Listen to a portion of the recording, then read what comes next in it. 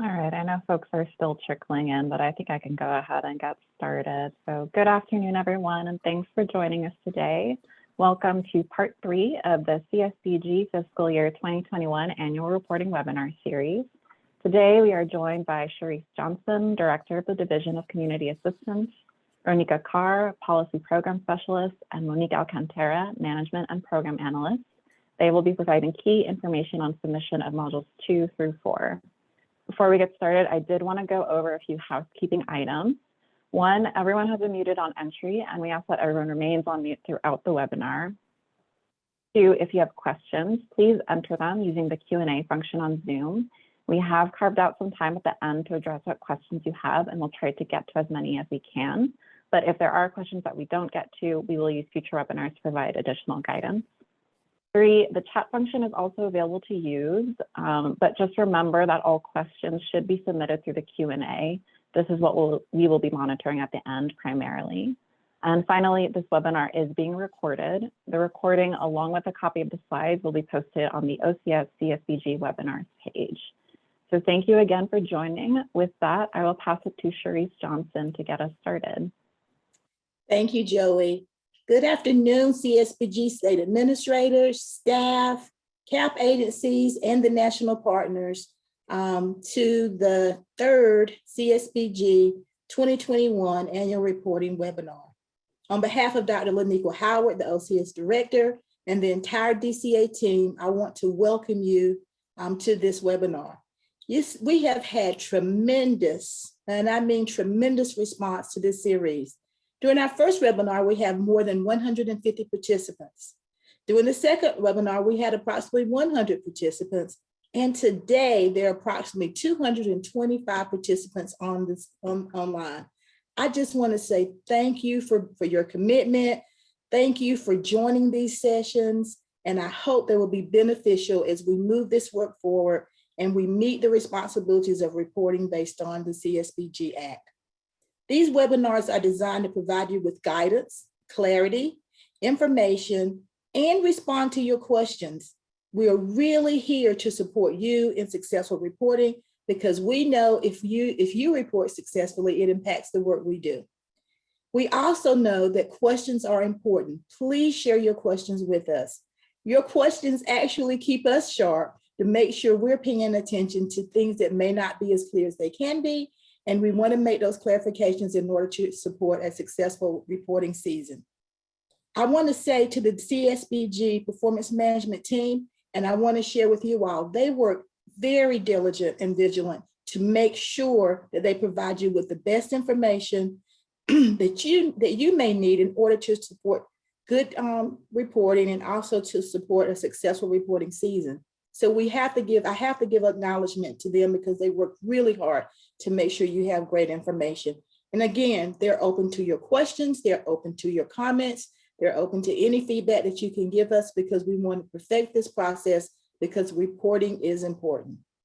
So I really want to just say thank you for your commitment and thank you for joining these sessions. As we move to the next screen, I want to talk about today's agenda. We'll be talking about reporting requirements and why we report, eligible entity expenditures and capacity resources, individual and family level conversations regarding Module 4, things to consider. We will share the OCS context with you. We will have a time of question and answer. We will talk about the opportunity to expand the CSBG story, and you will also get a reminder of the upcoming webinars and presentations. So today we have a full agenda. So let's move forward with reporting requirements and why we report. You know, we report one reason because it's regulated in our CSBG authority. So we're supposed to report out on who we serve, what services are provided, the impacts of the services that we provide. So all of that information is included in your annual report. The annual report is also used to support our report to Congress, to share should we get inquiries from Congress, and also just to share information with the entire CSBG network about the success of the work of the network and what you're doing to change lives and to support people. One important thing about reporting as we move to the next slide, and that is in order to be able to consider yourself fully reporting or fully submitting your proposals in your annual report, is that you must submit all 3 reports.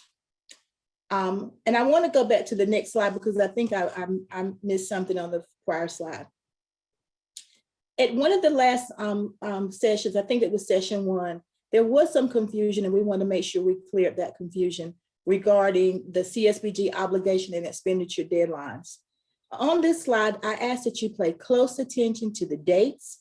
I ask that you pay close attention to the references below with the DCLs that were sent out in regards to when money must be expended and obligated. And I think if you pay attention to this chart, use it as a resource and a tool, it will clarify any questions you may have on when you must spend out your CARES funding. So please, once you get these slides are made available, and even if you can take notes, or even if you go to the DCLs that are listed, you will have the information you need to understand the CARES obligation and expenditure deadlines. That was a great question that came during webinar 1, and we hope this slide clears up any areas of importance to you as you clarify that in your state and with your financial team. Next slide, please.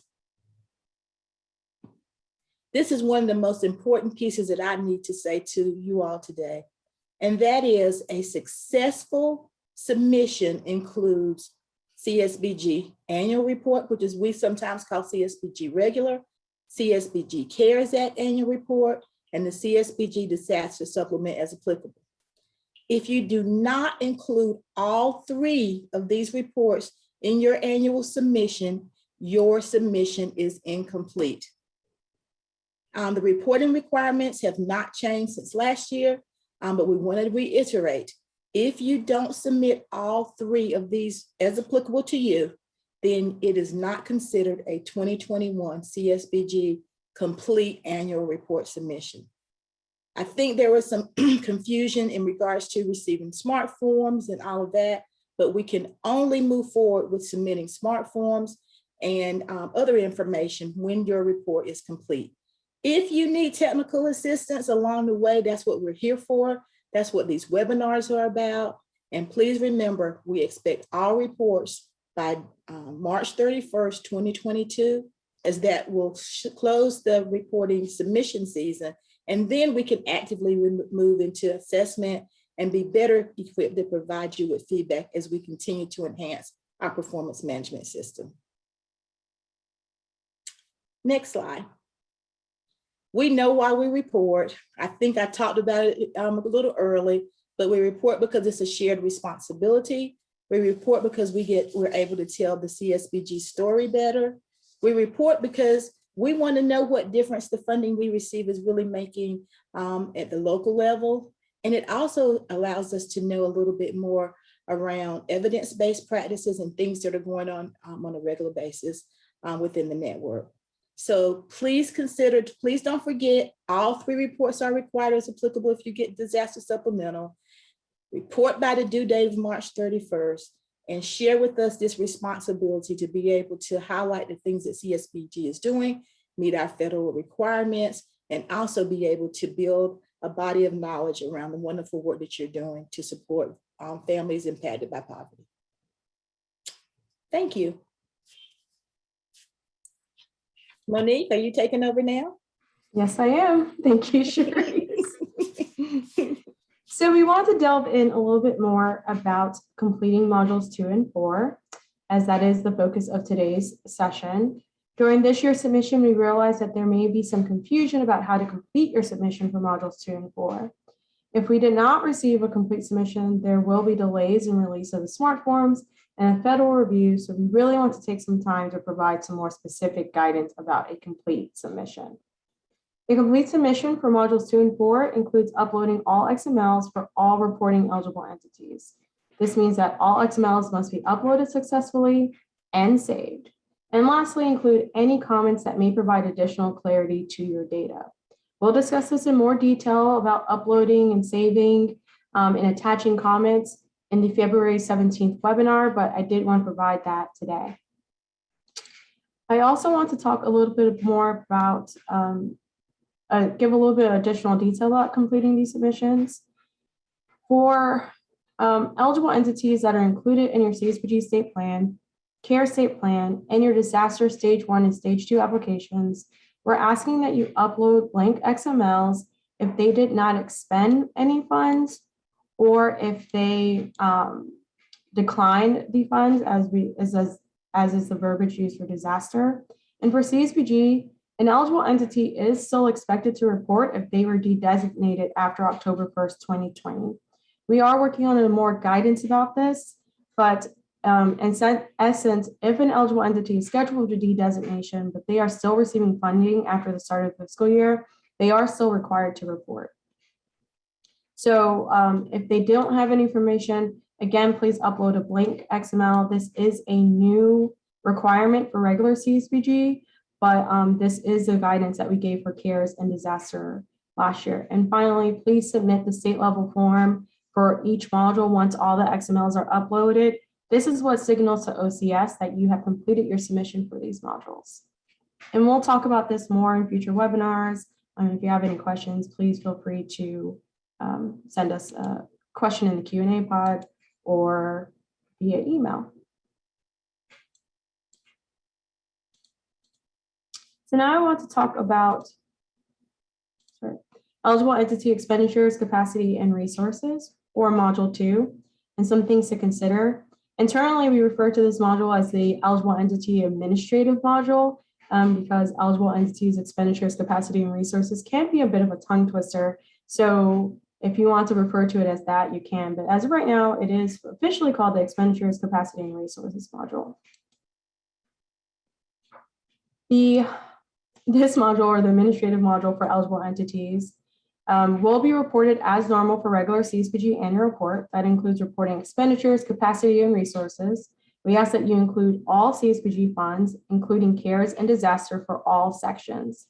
For the CSBG Cares Supplemental Annual Report and the CSBG Disaster Supplemental Annual Report, we ask that you're only reporting on expenditures and resources, or sections A and section C, specifically related to CSBG Cares or CSBG Disaster as applicable. Again, if you did not receive disaster funds, you're not required to submit anything for disaster. So this is really only for those states that did receive disaster funds and submitted a stage 1 and or stage 2 application. Now to go into a little bit about the differences between modules 2, or the similarities and differences for regular CSBG, CARES, and disaster as it relates to module 2. All three are completed by the eligible entities, as this is either through a state database system or through a smart form. For this module, the eligible entity is able to report on the state fiscal year, the federal fiscal year, or the calendar year. This is usually designated at the state level, but you do have the option of reporting on one of these 3 reporting periods. The regular CSBG report does include Section A about eligible entity expenditures, Section B about capacity building, and Section C about allocated resources. Now, if you did build capacity using CARES or disaster funds, you should still report that in your regular CSBG report, even though we're not asking for that information separately for CARES or disaster. So again, regular CSBG should include all funding. Again, as noted in the reporting strategy, regular CSBG include all. We just cannot reiterate it enough. For a CSBG, it is considered a subset of your CSBG fund report. So CARES should be of what you reported in CSBG, how much of that was CARES for Section A and Section C. And same with disaster. What you reported in your regular CSBG, how much of that was disaster. And you can look at our CSBG IM 152 and DCL 2021-04 for more information about these reporting strategies. Some things to consider for all the reports. Consider how eligible entities are reporting in the CSBG expenditure chart. This includes leveraging various types of activities and encouraging you as a CSBG eligible entities to drill down and consider if this work better fits in any of the other domains. That's related to all of the sections. And then remember to report across all programs in Module 2 for regular CSBG. For CARES and disaster, we are asking that you only report on CARES funded activities or disaster funded activities, specifically CSBG Cares and CSBG Disaster. And finally, for Section C, Module 2 for the regular CSBG annual report, please report on all available resources, including CARES and disaster in the regular CSBG report. And for the CARES report, only report on CARES, CSBG Cares, I'm sorry, only report on CARES, and for disaster, only report on disaster. We did want to talk a little bit more about 8.2 and C.2. 8.2 is only in CARES and disaster. It is a new question that we included in the CARES and disaster report. It should match the allocation that the state's reporting in Module 1, Section E. Excuse me. And for most states, most eligible entities, this number should not change from year to year. However, for the states, the eligible entities that are in the small states, as referenced on slide 4, you should update this number. I'm so sorry. Started choking a little, we're all human. But for 8.2, you would have received a second allocation during fiscal year 2021. So 8.2 should be updated for CARES recipients for eligible entities within those small states. So for the majority of eligible entities, this number will not change from what you reported the first year, but for the small states, for those eligible entities, 8.2 will be updated. As for C.2, again, for those eligible entities in the small states, this number will get updated. And for all eligible entities, you should really be focused on the allocation that you received that year, or that you are your carryover amount, essentially. And it should include discretionary carryover. This amount may match 8.2. That's especially if you didn't expend any funds in year 1 of receiving CARES or disaster funds, but it's not necessary that it will match C.2. And again, final slide about Module 2, 8.6. We just want to bring detail again to this. 8.6 is a new question only in the CARES or disaster Module 2. And it is a narrative opportunity for eligible entities. This is not something that eligible entities had in the past. We're also asking if you did not expend any funds or you declined funds or anything of that nature that you added here. This is just your way of signaling to OCS that you did not expend. We also ask why you chose not to expend funds or why you declined them. However, given where we are hoping that all eligible entities that accepted CARES funds and accepted disaster funds have at least spent some funds. As Sharice noted under slide 4, the majority of eligible entities are required to expend all funds by September 30th, 2022, with the exception of the eligible entities in the small states. So we are hoping that within fiscal year 2021, some funds were expended. And for disaster supplemental, it's the same, that all eligible entities have to expend funds by this September. So I think it's stage 1 or stage 2 funds. So again, we're hoping that all eligible entities have at least spent some CSBG CARES and or CSBG disaster funds as applicable. And with that, I will pass it to my colleague, Renika Carr. Thank you, Monique, and I hope everyone can hear me well. Good afternoon, everyone. And so during this section of the presentation, I will discuss the reporting requirements or things to consider for individual and family level services, also known as Module 4 for all 3 annual reports. Next slide, please. Thank you. The reporting strategy for Module 4 shows OCS's plan for CSBG eligible entities to report individual and family level information to the federal office, with the addition of the CARES and disaster supplementals. We have shared this information in the past, but we are also mindful that there are new state or local CSBG administrators on this webinar. So we felt that it was also important that we continue to share this information, keeping in mind that some folks may not be well versed in what we're doing and why we're doing it. So what you see on the screen is a table that shows how the strategy that we put into place to obtain information for both the regular CSBG reports, as well as the CARE supplemental and the annual report and disaster supplemental annual report. What we see on the screen here is that we have to keep in mind is that for the regular CSBG annual report, eligible entities will report on outcomes, services, and people served using CSBG funds. And this also is inclusive of CARES as well as disaster supplemental funds. However, for the CARES and disaster supplemental funds, information is provided based on the individual supplementals. So for the CARE supplemental, eligible entities will only report on services, and this is on section B only, on services using CSBG CARE supplemental funds. And for the disaster supplemental, eligible entities will report on services using disaster supplemental funds only. Next slide, please. On slide 18, on this slide, I'm providing a general overview of Module 4. And this includes high-level information on the similarities and differences between the regular CSBG, funds, as well as the supplemental funds. Monique previously mentioned in regards, so of course, we know that Module 4 is completed by eligible entities, and we previously talked about the reporting periods. Some of the things that we wanted to highlight or flesh out, as I previously mentioned, is what eligible entities will be reporting on. So of course, we see that for the regular CSBG reports, the eligible entities report on Section A on individual and family performance indicators, or the FNPIs, Section B on individual and family services, as well as Section C, which is the all characteristics report. However, for the CARES and disaster supplementals, eligible entities will only report on Section B, which is the individual and family services. And so again, we wanted to reiterate that because we know that some folks are still having some challenges understanding that. So we definitely want to continue to remind folks about what the expectations are when it comes to reporting for Module 4.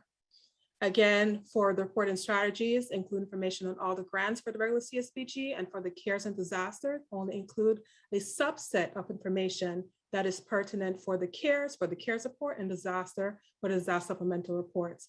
And in terms of where folks can find information, we have shared information in the past in terms of information memorandum or Dear Colleague letters, which is the IM or DCLs, and the links are provided here on the slide and will be shared with you later. Thank you. And so for this slide, I want to discuss some of the things to consider for Module 4. And this is based on information that we've either received from grant recipients or based on what we've seen or what we've observed as we review past reports. And so what we wanted to note and keep in mind is that, information should be reported on duplicated count of people. And so for the NPIs for Section A, we want to ensure that the column 1 includes all people who are working towards the indicator, even if they did not meet the outcome. And that for the services, the Section B, as well as the NPIs, it should tell a story together and not exclusive of each other. And that the data should correlate. And we provide an example here on the slide where in terms of if children ages 0 to 5 have been being reported in the education NPIs, there should be some services reported as well for school children, as well as, for example, FNPI 7A, it is an unduplicated count of people who obtain one or more services from any of the domains. And so we also provide some information regarding that, as well as that if someone only obtained a job, they will be reported in the employment domain, for example, or if someone obtained a job and obtain a safe housing, then they will report it in the employment and the housing domain. So these are some of the examples that we want to share with our attendees on the call, as well as you can share back with your team in terms of the expectations or things to consider for reporting for Module 4. And the last, we will also provide an example here, says for FNPI 7A, it should be at least as high as the highest NPI reported for an agency. Next slide, please. So here I also want to provide a reminder for Section B. in terms of reporting. And this is regarding the regular versus the regular CSBG program versus funds versus the supplemental funds, which is CARES and disaster. Section B, which is the individual and family services I mentioned before, provides information on the work CSBG eligible entities did to help individuals and families achieve the outcome listed in Section A. As I mentioned before, when reporting on services for the regular CSBG annual report, eligible entities should include information on services and activities supported with all CSBG funds. For the CARES annual report, this includes services and activities supported only with the CSBG Cares funds. And this is either through a direct count for services funded only with CARES funds, or based on a proportional analysis for services supplemented with CARES funds and also funded through regularly appropriated CSBG funds or other sources. And for disaster, it will be the same thing. It's either with just disaster funds, or it's based on proportional analysis for service supplemented with disaster funds, as well as through regularly apportioned CSBG funds or other sources. And so I will now pass the mic over to Joey, who will be sharing information on OCS contacts. Great, thank you so much, Ronika. So I know that many of you may already be familiar with OCS contacts, but just as a reminder, we're going to go over who you can reach out to for questions you have around submission of your annual report. So here on this slide, this is our team of program specialists. They play a key role in coordination, technical assistance, and planning for program activities. You'll find their names, the regions to which they've been assigned, their email addresses, and office phone numbers. And if you decide to correspond with them over email, we do ask that you also please copy csbgstates@acs.hhs.gov. Next slide, please. And if you have questions about or need technical assistance for use of OLDC, then you can reach out to Monique Alcantara and Nikki Fraser-Curry. Their contact information is here on the screen. And again, if you do contact them over email, please also copy csbgstates@acf.hhs.gov in your correspondence. Great, next slide, please. And we also just wanted to remind you of the remaining sessions that we have in this series. There are 3 that are upcoming. The 2 on February 9 and February 16 will be hosted by NASCAS. And then on February 17, OCS will be hosting one to give a refresher on OLDC. We ask that you please remember to pre-register using the link that will be available in the webinars page. And please also be on the lookout for our announcements. Next slide, please. Now we're going to be going over questions that have come up both in the chat and also some FAQs that came up prior to this session. So before I read off the questions that came through, I'm going to hand it over to Ronika, who will be going over some answers to frequently asked questions. Thank you, Joey.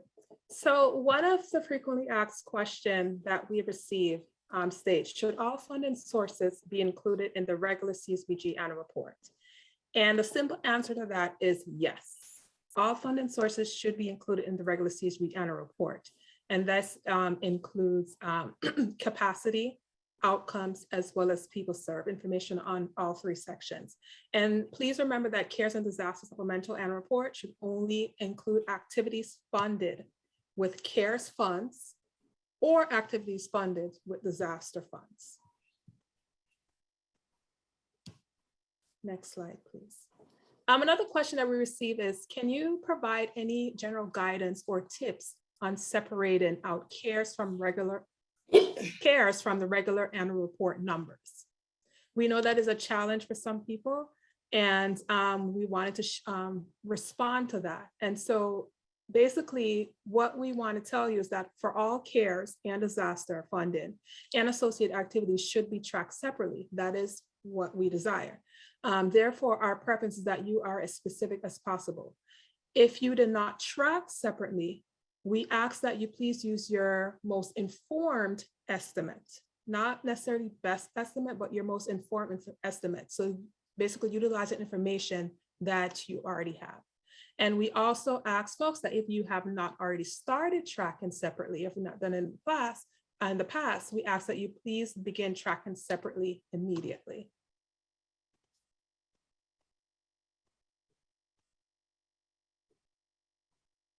I will now pass it back to Joey for Q&A. Great, thank you, Ronika. So what I've tried to do is just group these questions into common themes. I'm going to answer one that has come through pretty consistently, which is whether the PowerPoint presentation as well as the recordings will be available to participants.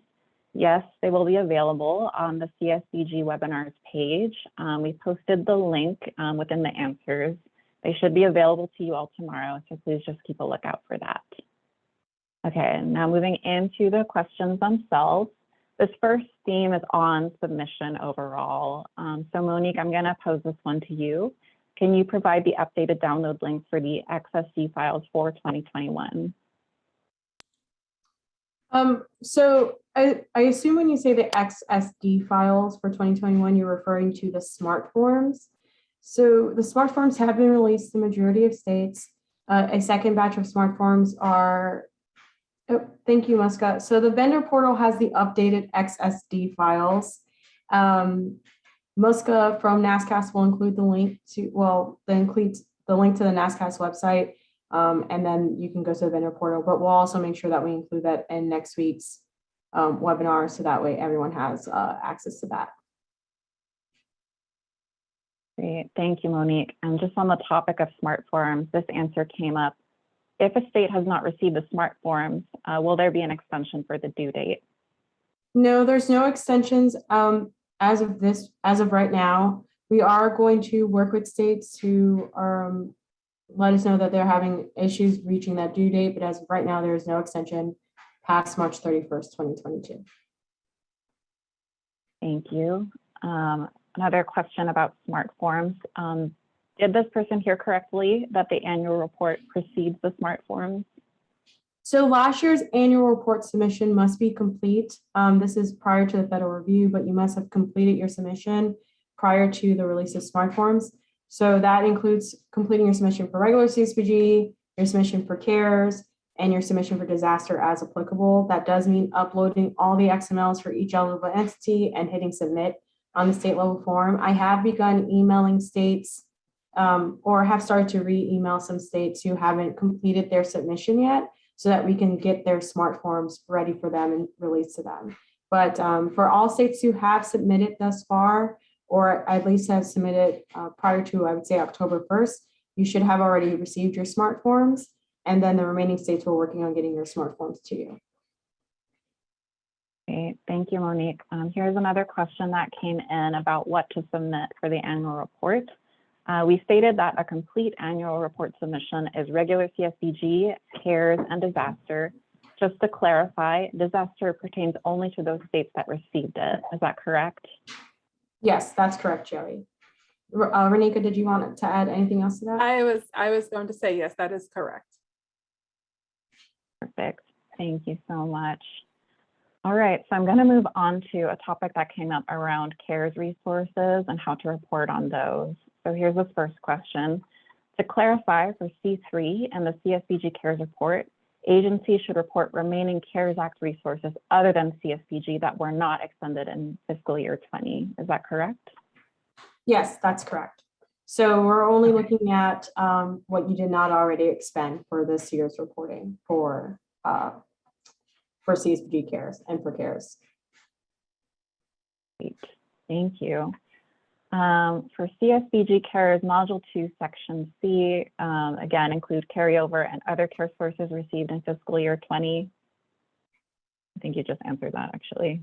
Yes, that's correct. But we can, we're all about reiterating as much as possible to make sure that we're as clear for everyone involved. We know that everyone learns differently, so and if you need more clarification on that, feel free to include another question. Thank you. And here is another question with a specific example for this agency. So just to clarify, if a CAA used CSBG CARES to coordinate ERA funded activities, they shouldn't report ERA on CSBG CARES Module 2 because it did not come from the CARES Act. Is that correct? Well, if you're using CARES to coordinate the ERA funded activities, then to us, that would mean, yes, you should report on that because you are using CSBG Cares. If you want to email me directly to go into a little bit further, that's fine. I'll make sure that I include some of my colleagues in that email to make sure that I'm giving you appropriate guidance, just because that's very specific.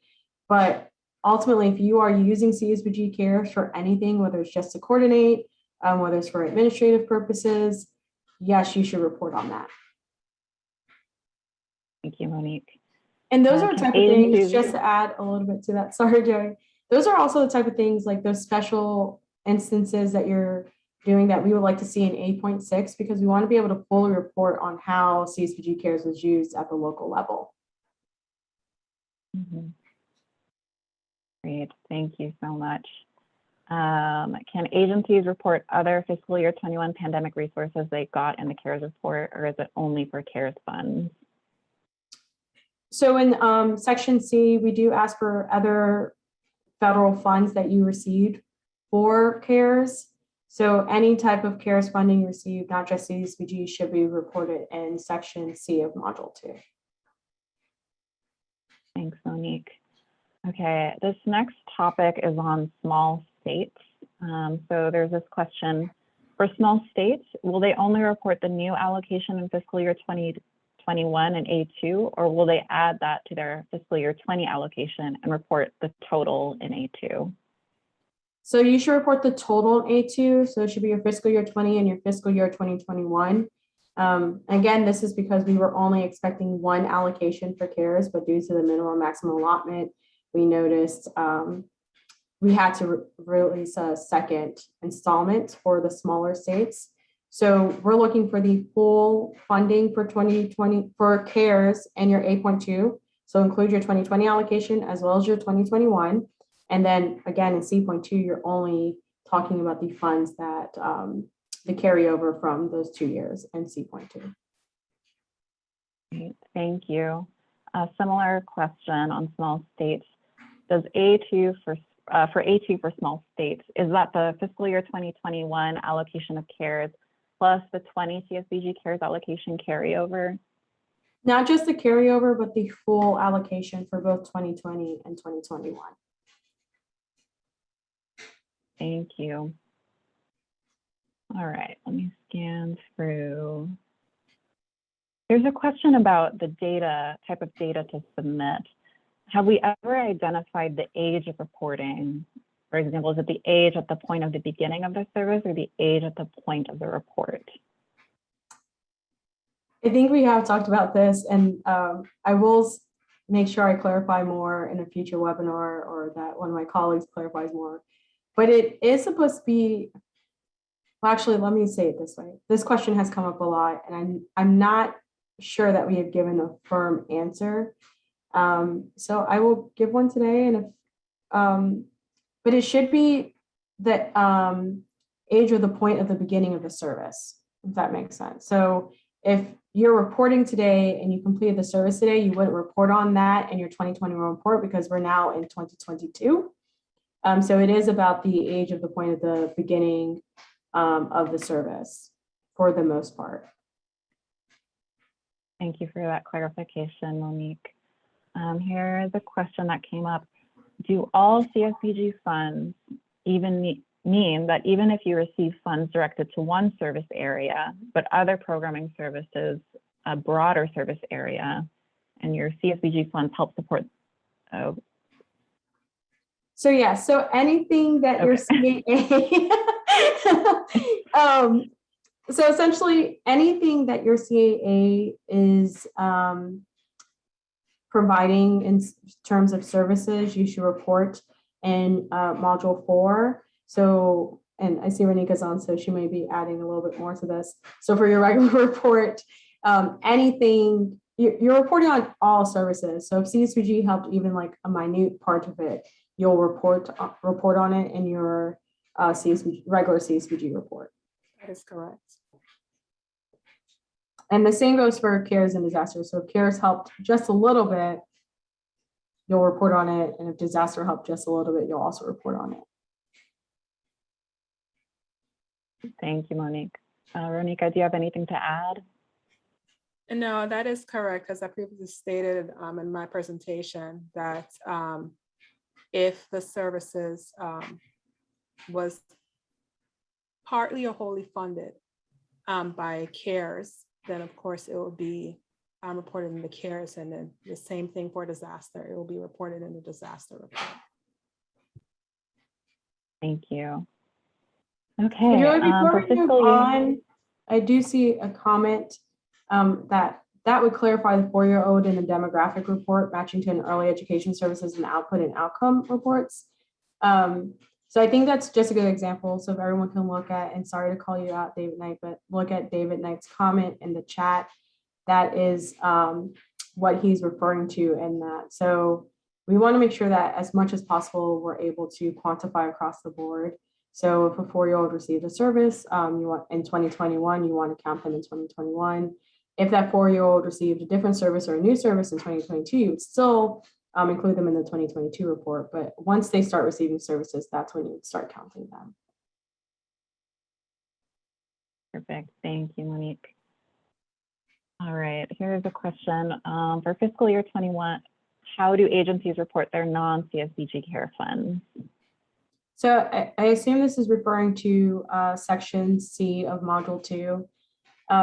Yes, only report the carryover. So we're looking at to see how much you're carrying over from year to year for your non-CSBG care fund. So we do ask like how much LIHEAP cares you received, or I can't recall the other ones off the top of my head, but yes, only report carryover. So report as you're reporting your CSBG. Thank you. All right, a couple slides back, it was stated that the CSBG annual report should report on services provided with CSBG funds. However, we have always been instructed to report on all services provided by the CAA, regardless of whether they were funded directly or indirectly by CSBG. Can you please explain?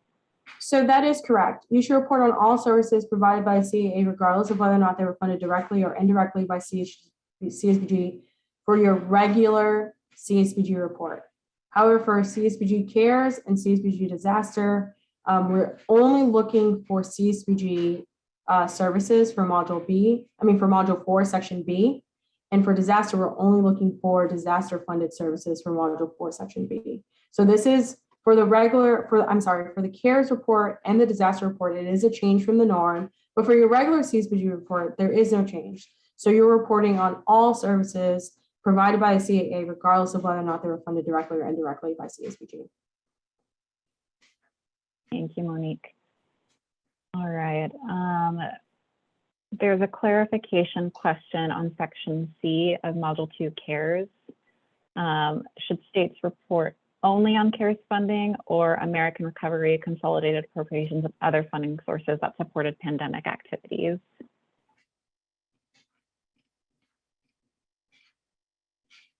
Okay, so ERA or the American Recovery Consolidated Appropriations are not considered CARES.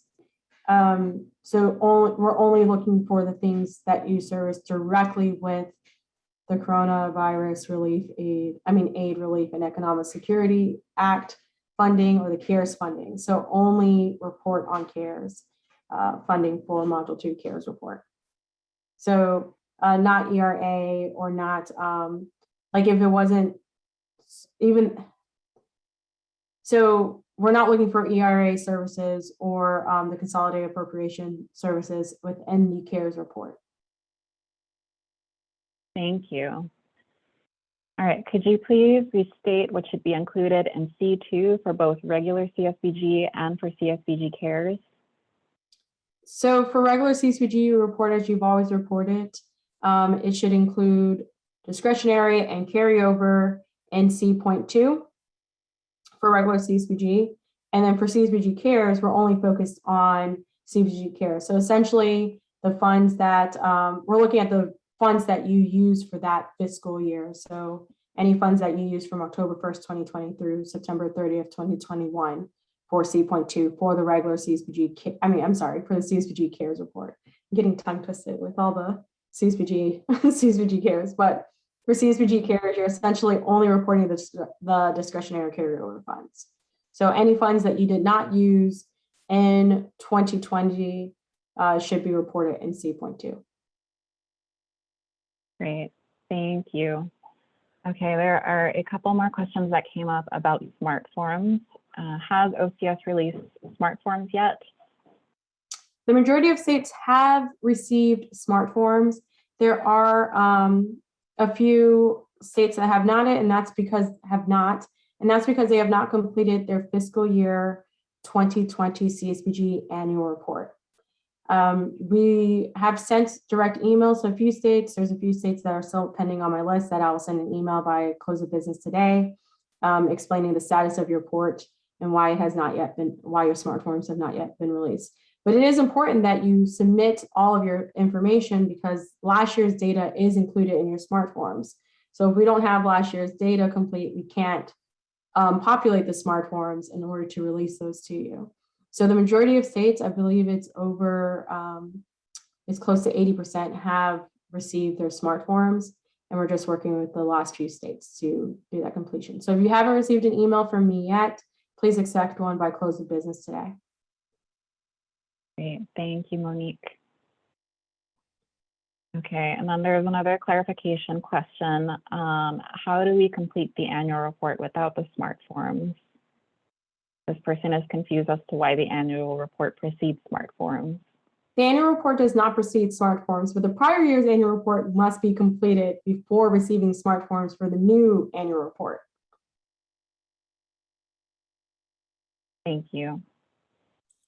Can I add there, Joey? Go ahead, Sharice. Yes, that's why we're focusing in on what is a complete submission. So when the submission is complete, then the next piece of that tree is to generate your smart form. When your submissions are not complete or incomplete in regards to CARES, disaster, and regular CSBG, it prohibits us from moving forward with submitting smart forms for the next year, the next reporting season. So please pay close attention to your submissions. Make sure you're submitting all reports as applicable to your state, and that will prevent a delay in you receiving your smart forms, because all of that works together to populate your smart forms for the prior year. Thank you so much, Sharice. Okay, there are just these last couple of questions that I can address. One is asking whether Module 1 presentation will be available and if the Q&As will be available as well. Yes, the presentation along with the recording will be available on the webinar's webpage. The Q&A is also being recorded, so you will have access to that as well. They should be available tomorrow. I know some folks have checked and have not seen it. Just know that that is coming and will be available to you soon. Yes. And for the Q&A, we are also working on an actual FAQ, like little hand guide to go with each recording. So we're working on getting those loaded as well. We're trying to get the FAQ and the web presentations posted.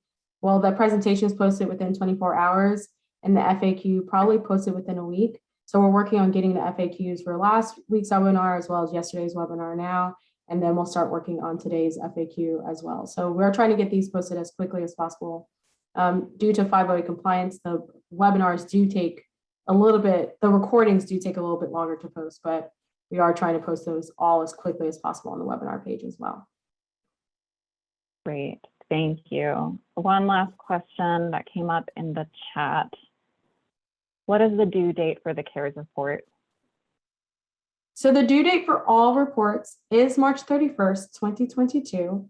Last year we did extend the reporting for CARES and disaster, but as we've noted, these really are one report. So even though they're different forms, we are looking at it as one full report. So it is important that we're submitting all at the same time. It wasn't our intent to have them submitted separately. We are asking that as much as possible, these are submitted March 31st, 2022. We'll be doing like extra TNTA, extra reaching out to ensure that we can help you guys in meeting this due date. But it is really important, and not just for releasing your smart forms, it also goes towards the quality assurance review and the federal review, and then eventually the report to Congress. So getting everything submitted on a timely basis is so important And, Sharice, if there's anything you want to add about that as well. But yeah. I think you did a great job. And we'll continue to state that. We'll continue to make sure we are even more, our technical assistance is more robust during this reporting season. And we want to just remind people this is a shared responsibility in meeting the requirements for the CSBG funding. And we're doing everything we can to make sure you have great information. And we need you to make sure you submit your reports by March 31st. And if you need technical assistance at any point, please reach out to us so that we can provide you with answers to your questions and support to ensure you have the opportunity to submit a good quality annual report. Great. Thank you, Sharice. Thank you to the participants for their questions, as well as to our panelists for these rich answers. I think I will go ahead and hand it off to Sharice for some final thoughts. Yes, thank you, Joey, and thank you, Monique and Ronika. To all the participants, the next section I just want to talk about is around opportunity to expand the CSBG story. Module 3, where we don't talk about and provide a lot of technical support regarding Module 3, the overall goal is to understand more about the innovative strategies you're implementing in your community to meet the unique needs in your community based on your community assessment. While this Module 3, the Module 3 submission is not required, we see it as an opportunity to tell our CSBG story, and although it's optional, we will use that information to better understand what's going on at a community level, what transformational things are happening at a community level, and the impact. At some point in time, Module 3 may be required, but at this time, we're still learning. We're still looking at the submissions that we received so that as we continue to expand our story and really look at community level transformation, we give you great guidance on how to move forward with responding to Module 3. Please refer to the DCL at the bottom of the screen to understand more about Module 3. And as I said in the beginning, it is really an opportunity to help elevate the story of CSBG. And we hope that you all who are doing community level work and implementing innovative strategies that can change your community, that you're willing to share some of those stories or that information with us. So I just want to say thank you for considering submitting Module 3. I also want to just say one more thing is that reporting is such a shared responsibility that we really are trying to make sure that all of us take responsibility for reporting. The deadlines are put in place because we have to have a beginning and an end so that we can report to Congress, we can report out to our stakeholders, even to ACF leadership. Dr. Howard wants to know about the great work you're doing. So please take time to submit your reports, submit them on time, and please know that your efforts are appreciated. And if you need technical assistance, as always, please reach out to us through email or through telephone calls. Email's preferable because we can respond in writing to you.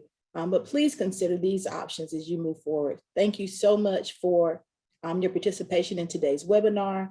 And I hope it was helpful and it will lead us to even stronger reports in regards to what we're able to accomplish in the CSBG network.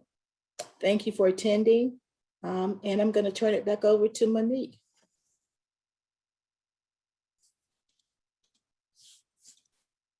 And I would just say thank you one more time. We really do appreciate all the questions. As Sheree said earlier in the presentation, it keeps us on our toes. And it's the only way that we know how to provide the correct information. So please do not be shy at all. There's no question too small. So please feel free to reach out to us with any questions. We thoroughly appreciate your feedback. Thank you guys so much for joining. Take care, everyone.